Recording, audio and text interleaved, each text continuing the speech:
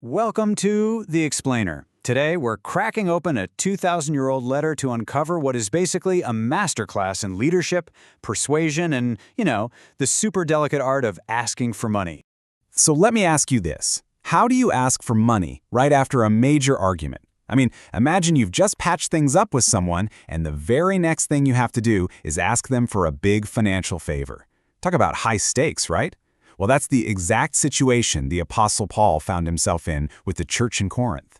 And it's no surprise that one New Testament scholar calls this a daring rhetorical move. Think about it. Paul was risking a relationship that had just been repaired, all for a much bigger vision. His strategy? Honestly, it was nothing short of brilliant. Okay, so first up, let's talk about the setup here, this really risky financial ask. Paul's relationship with the Corinthians. It was fragile. He was basically walking on eggshells. They had just gotten over this huge misunderstanding, and that trust was, still being rebuilt. So you can see why this made his task so incredibly difficult. He had to bring up this really sensitive topic, money, specifically a collection for the struggling church back in Jerusalem. And the tricky part, this was a project the Corinthians had started with a ton of enthusiasm a year ago, but then dropped completely when things went south with Paul. But you really have to get this. This collection was so much more than just charity. It was a huge statement about unity between different groups of believers. It was about equality. It was about showing that they were all connected, part of one big global church. So yeah, this wasn't just fundraising. This was, theology in action. So here's the million-dollar question. How does Paul even start this conversation? Well, he doesn't come in with a demand or, send him an invoice. Nope. He starts by telling a story about a completely different group of people. He talks about the Macedonian churches. And these guys, they were living this incredible paradox. They were going through what Paul calls a severe ordeal of affliction. We're talking serious persecution here. But instead of being bitter or defeated, they had this abundant, overflowing joy. It's wild. And that's not all. That leads right into the second paradox. These same people, the ones full of joy, they were also in extreme poverty. They were being shut out of society. The economy was terrible. And yet, and this is the amazing part, out of all that poverty flowed this incredible wealth of generosity. And the key, the absolute core of the story, is why they gave. They weren't manipulated. Nobody guilt-tripped them. They just gave. They gave even more than they could afford. And get this, they actually begged Paul for the privilege of being part of it. That kind of giving, it comes from somewhere much, much deeper. So the story of the Macedonians? Super inspiring. But Paul knows he needs something even bigger to really drive the point home. He's got to make his ultimate move. So he escalates his appeal all the way to the top.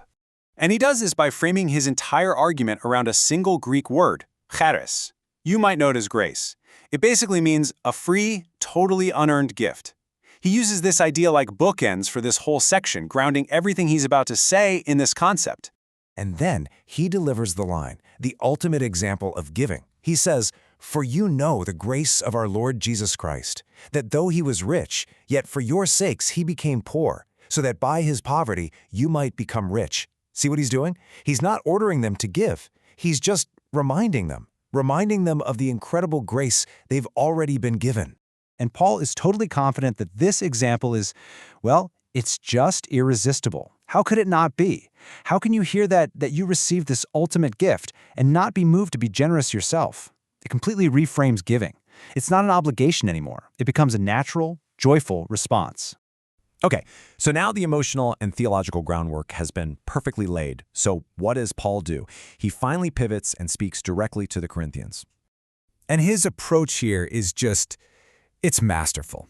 He doesn't lecture them for abandoning the project. No, instead, he praises them. He reminds them of how enthusiastic they were a year ago. He validates their good intentions first, before challenging them to finish what they started.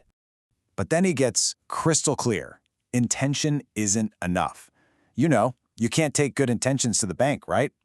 Paul needed them to move past just wanting to do it and to actually get it done.